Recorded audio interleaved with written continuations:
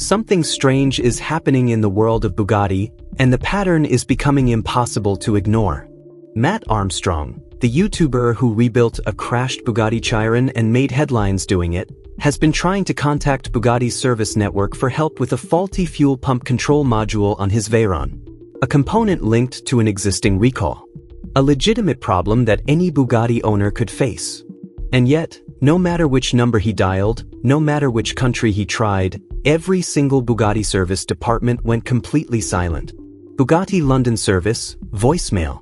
No ring, no receptionist, straight to voicemail. Bugatti London service department direct line, no answer. Bugatti Paris, nothing. He worked through every contact number he could find across both cities. The result was always the same. Silence. Then he called Bugatti London sales. They missed the call and rang him back within minutes.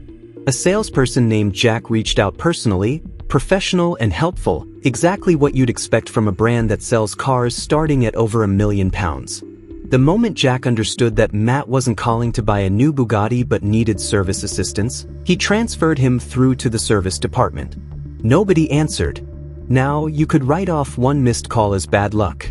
2 departments not picking up might be a bad day. But multiple service departments across multiple countries, all responding the exact same way, while the sales team remains fully operational. That's a pattern. And patterns like that don't usually appear by accident. One of Matt's crew members said something during the filming that made everyone stop and think. The suggestion was simple but pointed. Matt's phone number may have been flagged inside Bugatti's customer management system. A note on his profile. A quiet instruction passed through the network. Do not answer, do not engage, do not assist. That might sound like a conspiracy theory at first, but consider how precisely it explains what happened. Service departments across 2 countries, both silent. Sales department, responsive within minutes. The one team that's been told to sell cars picks up. The teams responsible for supporting existing owners don't. That's a very specific kind of failure, if it is a failure. To understand why people are asking these questions, you need to understand the full history between Matt Armstrong and Bugatti's current CEO, Mate Rimac. It started with the Chiron.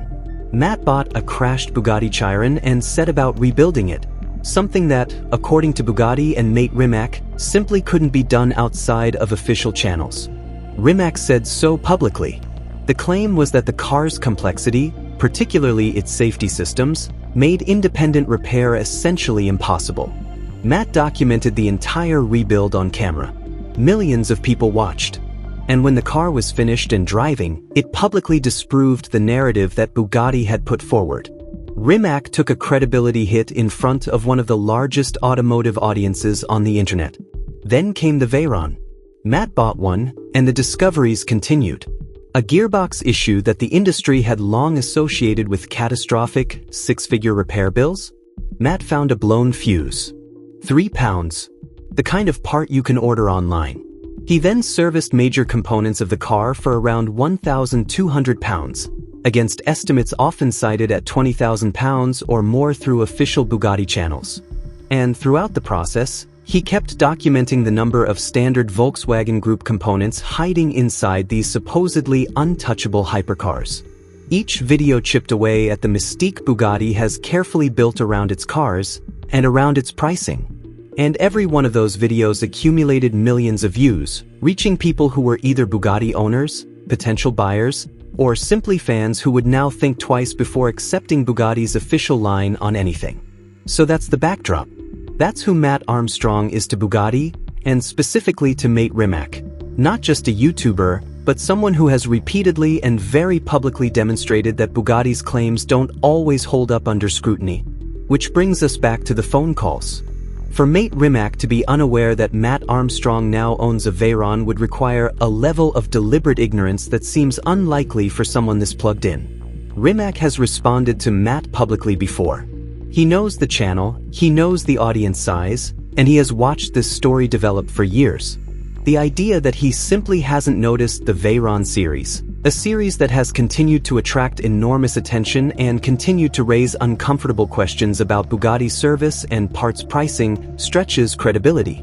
So the question being asked is this: Did mate Rimac, or someone close to him, ensure that Matt Armstrong cannot get through to Bugatti's service network? And to be completely clear, there is no proof. No leaked emails. No internal documents. No whistleblower.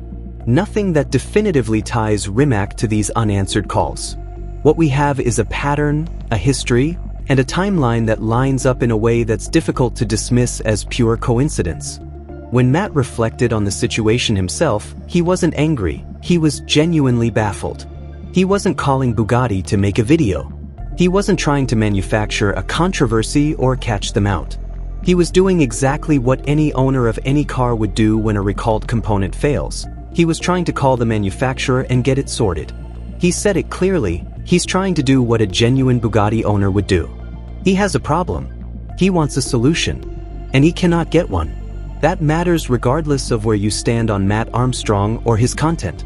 Whether you think his videos are a public service or an ongoing attack on a brand, he is still a Bugatti owner. He still owns a car with a component linked to a factory recall. And he still cannot get Bugatti's service network to pick up the phone. There are really only two explanations here.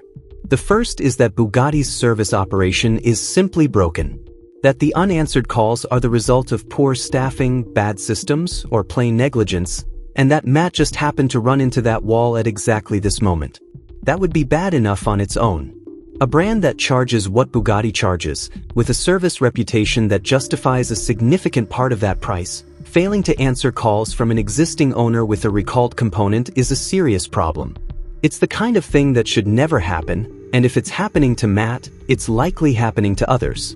The second explanation is the one that Matt's crew raised on camera, that this isn't a coincidence, that there is something deliberate happening, and that someone with the authority to influence Bugatti's global customer network has done exactly that. Neither explanation makes Bugatti look good. One reveals an organization with serious operational failures at the customer service level. The other reveals something far more troubling. A company willing to use its internal systems to silence a critic who happens to also be a paying customer. What's particularly telling is the sales department's responsiveness. Jack called Matt back within minutes of a missed call. He was helpful, thorough, and professional right up until the moment it became clear Matt wasn't buying a new car. Then the call was transferred to service, and the wall went back up. That contrast, immediate engagement from the revenue side, total silence from the support side, isn't just poor customer service. It's a specific kind of selective silence that raises very precise questions. Bugatti is not a mass-market brand scrambling to handle thousands of service calls a day. This is a company that has produced fewer cars in its entire modern history than Toyota builds in an afternoon. Its service network is small, its customer base is tiny, and every owner is known. The idea that multiple service departments simply couldn't find the time to answer is harder to accept in that context than it might be for a mainstream manufacturer. The automotive world has been watching this story unfold for a while now, and the questions are only getting louder. Matt Armstrong has not gone away. His audience has not shrunk. And every new chapter, the Chiron rebuild, the Veyron fuse, the parts pricing, and now this, adds another layer to a story that reflects poorly on one of the most prestigious car brands in the world. Until Bugatti addresses what happened, until someone explains why service departments across two countries were unreachable for an owner with a recalled part, the speculation will continue. And honestly, given everything we've seen, that speculation is difficult to argue against. The truth is straightforward. We don't know what mate Rimac did or didn't do. But we know what happened on those calls. We know the pattern. We know the history. And we know that a Bugatti owner with a legitimate recalled component couldn't get through to a single service department, while the sales team had no trouble picking up at all. That's the story. And right now, Bugatti isn't telling their side of it.